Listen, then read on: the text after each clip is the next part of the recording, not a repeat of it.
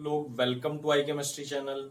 तो आशा करता हूँ सभी आप सही होंगे, अपने घर पर होंगे। ठीक है, तो चलिए वीडियो शुरू करते हैं आज की। ओके, तो देखिए लास्ट वीडियो में जैसा कि मैंने आपको बताया था, मैंने सिलेबस के बारे में डिस्कस करा था और इंट्रोडक्शन बताया था स्टूडेंट्स मैंने आपको केमिकल काइनेटिक्स का। तो why we need chemical kinetics. Okay, तो देखिए अब इस वीडियो में हम शुरुआत करेंगे rate of a chemical reaction की। किसी भी केमिकल रिएक्शन का हम रेट कैसे फाइंड आउट करते हैं। ओके स्टूडेंट्स, तो rate of a chemical reaction, ठीक हो गया students, rate of a chemical reaction. ठीक है students, rate of a chemical reaction, ठीक हो गया। तो देखिए अब ध्यान से समझना, अब मैं कुछ आपको रिएक्शंस करवाने जा रहा हूं। देखिए अब जैसे हम आयनिक रिएक्शन होती है स्टूडेंट्स हमारी, जब हम क्या करते हैं स्टूडेंट्स, आपका AgNO3 यानी हमारा सिल्वर नाइट्रेट के सॉल्यूशन में NaCl डिजोल्व किया जाता है, तो तुरंत हमारा क्या बन जाता है, AgCl का प्रेसिपिटेट आउट हो जाता है। ठीक हो गया, तो ये रिएक्शन क्या होती है, इंस्टेंट हो जाती है। ठीक है, तो इस टाइप की रिएक्शन को क्या कहते हैं स्टूडेंट्स, तो इंस्टेंटेनियस रिएक्शन। तो देखिए होगा क्या स्टूडेंट्स, एग्जांपल में बता रहा हूं आपको रिएक्शन का। तो AgNO3 का हमने सॉल्यूशन लिया, ठीक हो गया, एक्वस सॉल्यूशन हुआ।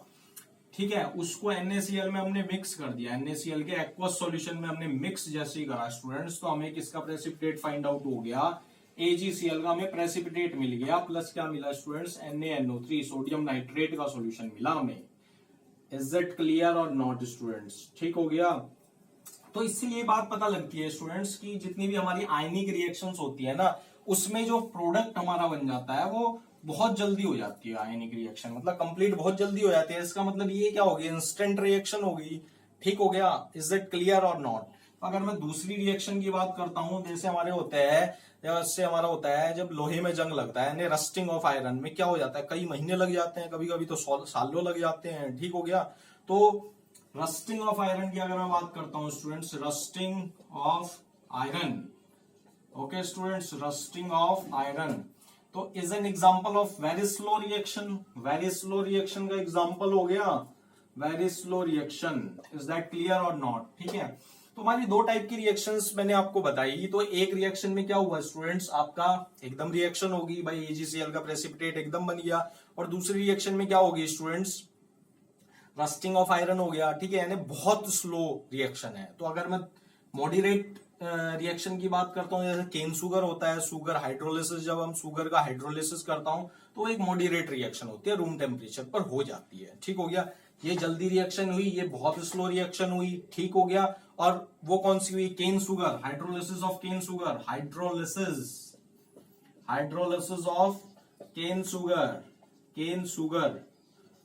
ठीक हो गया स्टूडेंट्स, तो ये क्या हुई, मॉडरेट रेट पर हुई है। क्या हुआ, मॉडरेट हुई है रिएक्शन। कौन सी, मॉडरेट, मतलब रूम टेम्परेचर पर हो जाएगी।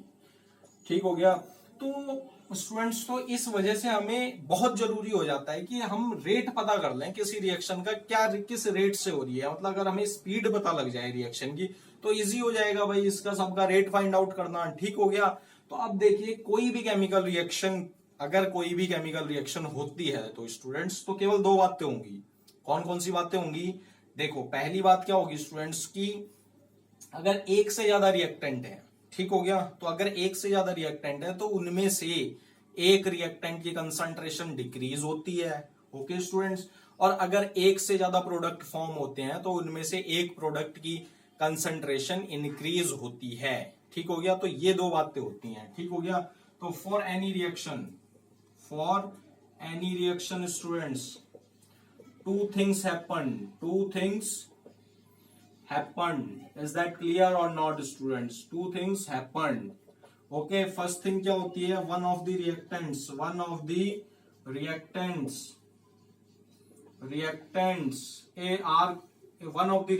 is consumed, कह दो आप या हम, consumed. Okay, और प्रोडक्ट में क्या होगी, सेकंड बात क्या होगी, one of the products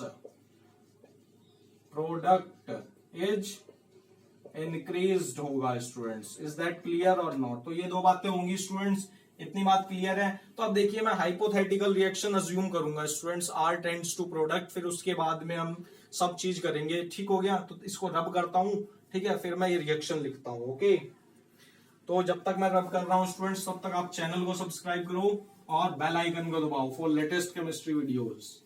okay, और जितना ज्यादा हो सके शेयर करो स्टूडेंट्स इस चैनल को, ठीक है। तो देखिए स्टूडेंट्स, मैं अब क्या करना है, हाइपोथेटिकल रिएक्शन अज्यूम करी, उसमें क्या हुआ, रिएक्टेंट टेंड्स टू प्रोडक्ट में बन गया। ओके, अब देखिए आपको क्या ध्यान रखना है स्टूडेंट्स। तो देखिए मैंने क्या करा, मैं ये कह रहा हूं at time T, okay, at time T1 पर, ठीक हो गया, एक टाइम T1 पर उसकी कंसंट्रेशन क्या है, रिएक्टेंट की कंसंट्रेशन है स्टूडेंट्स R1 है। क्या है स्टूडेंट्स, R1 है। एंड प्रोडक्ट क्या बना स्टूडेंट्स, P1 बना। इज दैट क्लियर और नॉट? इतनी बात क्लियर है स्टूडेंट्स। तो मैंने एक हाइपोथेटिकल रिएक्शन अज्यूम करी, R tends to product at time T1 पर। मेरा क्या था, रिएक्टेंट की कंसंट्रेशन R1 थी और प्रोडक्ट की कंसंट्रेशन P1 थी स्टूडेंट्स, ठीक है। अब कुछ टाइम बीता, एट टाइम T2 टाइम पर, ओके, एट टाइम T2 पर क्या हो गई स्टूडेंट्स, रिएक्टेंट की कंसंट्रेशन क्या हो गई, R2 हो गया, ओके, एंड प्रोडक्ट क्या बन गया स्टूडेंट्स, P2 हो गई प्रोडक्ट की कंसंट्रेशन। इज दैट क्लियर और नॉट? इतनी बात क्लियर है स्टूडेंट्स। तो देखिए अब मैं बात करता हूं change in concentration of reactant, change in concentration of reactant क्या हो जाएगा स्टूडेंट्स, R2, मतलब फाइनल जो रिएक्टेंट की कंसंट्रेशन उसमें इनिशियल की कंसंट्रेशन में माइनस कर दूंगा तो हमारा चेंज निकल जाएगा स्टूडेंट्स। इज दैट क्लियर और नॉट? इज इट क्लियर और नॉट स्टूडेंट्स? तो क्या होगा मेरा R2 माइनस R1, नहीं समझ में आई बात? ओके, इज दैट क्लियर और नॉट स्टूडेंट्स? पहले मैं चेक कर लेता हूं स्टूडेंट्स वेदर इट्स फिल्मिंग और नॉट, तब कंटिन्यू करेंगे।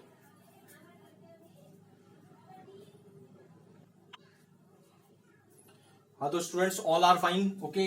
तो देखिए मैंने आपको बताया change in concentration of reactants की कंसंट्रेशन में चेंज कैसे निकलेगा, जब मैं फाइनल रिएक्टेंट की कंसंट्रेशन में इनिशियल घटा दूंगा तो मेरा चेंज निकल जाएगा। इज दैट क्लियर और नॉट? इतनी बात क्लियर है स्टूडेंट्स? तो ये क्या हो गया मेरा, डेल्टा आर इक्वल्स टू क्या हो गया, R2 minus R1। Is it clear और नॉट स्टूडेंट्स? ओके, अब देखो मैं क्या निकालना चाह रहा हूं, प्रोडक्ट की कंसंट्रेशन में कितना चेंज हुआ, ठीक हो गया, चेंज इन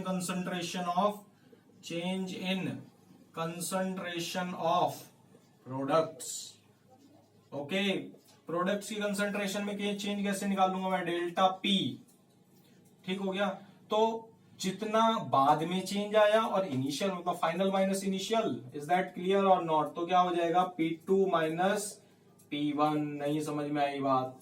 ओके, अब टाइम में भी तो चेंज निकालना पड़ेगा भाई, कितना टाइम में कितना चेंज आया भाई, R1 से R2 जाने में या R1 से R2 हो जाने में या P1 से P2 हो जाने में टाइम में कितना चेंज आया, चेंज इन टाइम क्या होगा students, change in time. Okay, तो क्या हो जाएगा, डेल्टा T से रिप्रेजेंट करेंगे, मतलब final time minus initial time.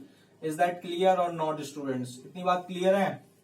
तो अब देखिए स्टूडेंट्स, इतनी बात क्लियर है या नहीं? अब देखिए, चलो उसके बाद बताऊंगा मैं स्टूडेंट्स इस बात को। अब देखिए स्टूडेंट्स, अब मैं ये निकालना चाहता हूं कि रेट ऑफ डिसअपियरेंस, ध्यान से समझना है, rate of disappearance of R क्या हो जाएगा स्टूडेंट्स। पहला मैंने निकाला rate of disappearance of R, disappearance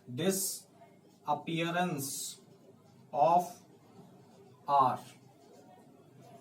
is that clear और नॉट? तो अब मैं ये चेंज निकालना चाहता हूं कि इस रिएक्टेंट की कंसंट्रेशन में का जो रेट है उसमें क्या डिसअपियरेंस हुआ, ठीक है, रेट। अब देखिए रेट क्या होता है स्टूडेंट्स, अगर मुझे रेट कैसे निकलेगा, अगर मुझे कंसंट्रेशन, रिएक्टेंट की कंसंट्रेशन का जो चेंज है वो पता लग जाए और अपॉन उसने कितना टाइम लिया उस रिएक्टेंट की कंसंट्रेशन में चेंज आने पर, तो हमारा रेट निकल जाएगा, नहीं निकल जाएगा? इज दैट क्लियर और नॉट? तो देखिए स्टूडेंट्स कैसे आएगा, चेंज इन कंसंट्रेशन, तो क्या हो जाएगा, कैसे हो जाएगा, rate of disappearance of R equals to change in concentration of R, okay, upon time taken, नहीं समझ में आई बात? इतनी बात क्लियर है या नहीं स्टूडेंट्स? तो देखिए मैंने आपको बताया rate of disappearance of R, मतलब रेट कैसे निकलता है, बेसिकली रेट क्या होता है, कंसंट्रेशन में चेंज अपॉन कितना टाइम लिया उसने, ठीक है। तो मैंने ये बताया change in concentration of R, मतलब R रिएक्टेंट की कंसंट्रेशन में कितना चेंज आया और उसको इस चेंज आने पर कितना टाइम लिया गया, ठीक हो गया। अब देखो यहां पर मैंने नेगेटिव साइन लगाया, अभी मैं आपको बताऊंगा स्टूडेंट्स क्या है इसका फंडा।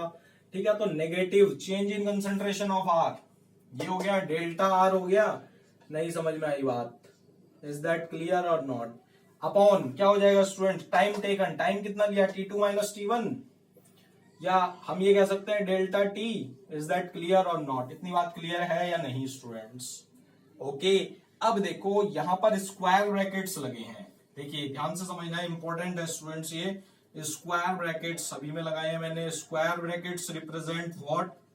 स्क्वायर ब्रैकेट्स रिप्रेजेंट क्या करता है स्टूडेंट्स? Represents what? देख क्या बताता है, मोलर कंसंट्रेशन को रिप्रेजेंट करता है, molar concentration.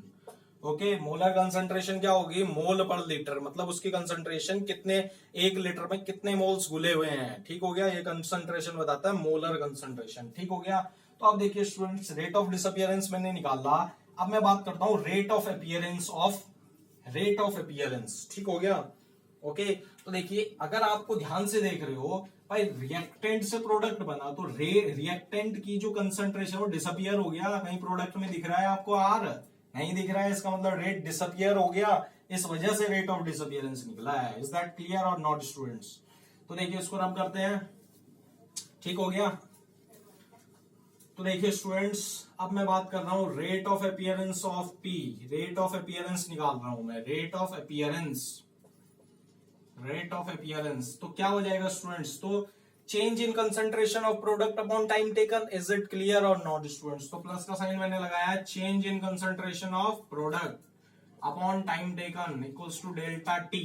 Is that clear और नॉट स्टूडेंट्स?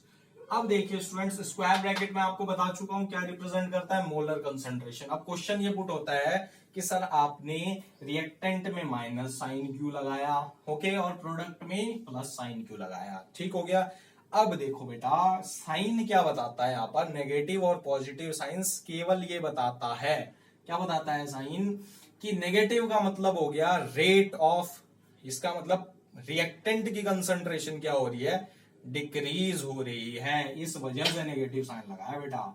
ठीक हो गया, और पॉजिटिव साइन क्यों लगाया है कि प्रोडक्ट की कंसंट्रेशन इंक्रीमेंट हो रहा है प्रोडक्ट की कंसंट्रेशन में, इस वजह से मैंने पॉजिटिव लगाया है। ठीक हो गया, तो नेगेटिव साइन क्या डिनोट करता है स्टूडेंट्स? डिनोट्स द कंसंट्रेशन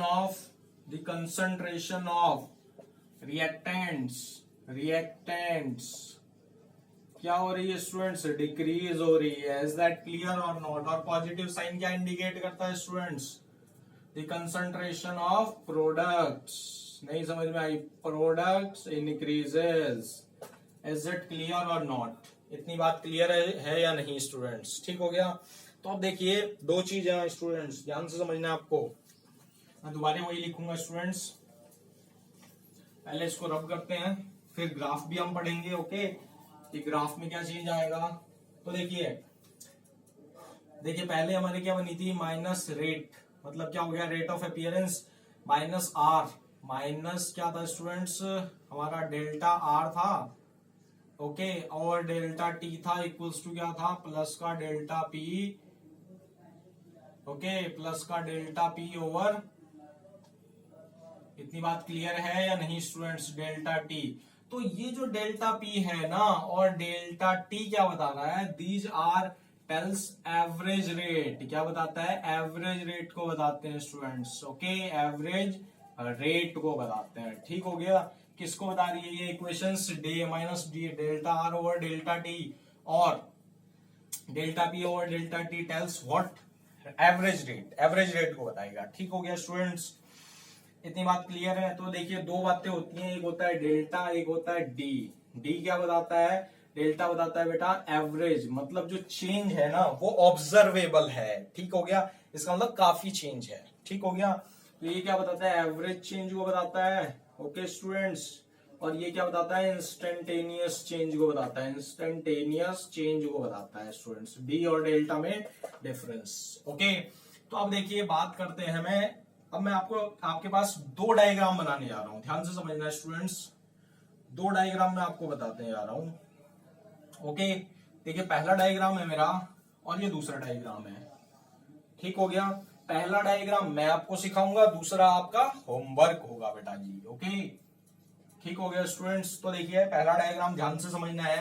ये टाइम हुआ स्टूडेंट्स, एक्स एक्सिस पर टाइम बताया मैंने और वाई एक्सिस पर कंसंट्रेशन ऑफ रिएक्टेंट। ओके, ऐसे लिख दूं स्टूडेंट्स, कंसंट्रेशन ऑफ रिएक्टेंट्स।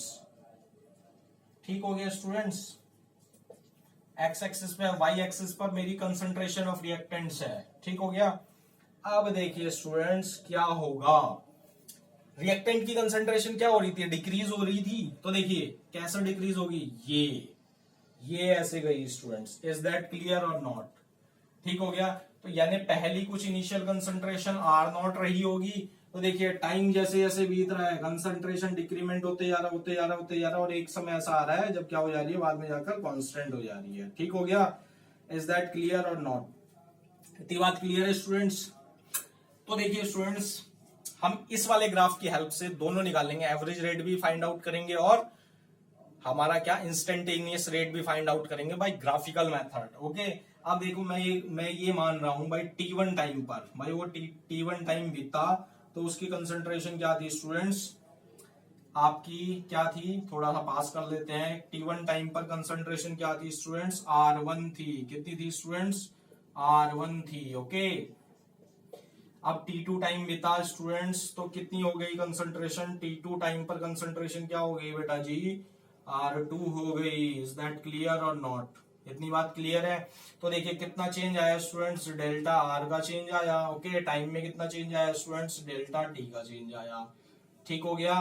तो देखिए इस पॉइंट पर क्या निकलेगा स्टूडेंट्स, हम क्या करेंगे, ध्यान से समझो स्टूडेंट्स, हम क्या करेंगे स्टूडेंट्स, यहाँ पर क्या करेंगे, स्लोप डालेंगे। ठीक हो गया।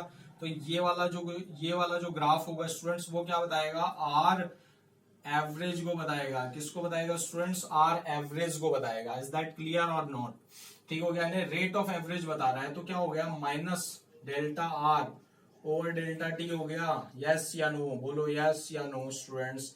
चेंज इन कंसंट्रेशन, भाई एवरेज रेट मतलब ये स्लोप अगर मैं निकालता हूँ स्टूडेंट्स यहाँ से, तो क्या होता है मेरा y2 minus y1 upon x2 minus x1। तो ये बेसिकली क्या हो गया, स्लोप ही है ये। इज दैट क्लियर और नॉट? यानी y2 minus y1 upon x2 minus x1, तो स्लोप हो गया minus delta are over R. Is that clear और नॉट स्टूडेंट्स?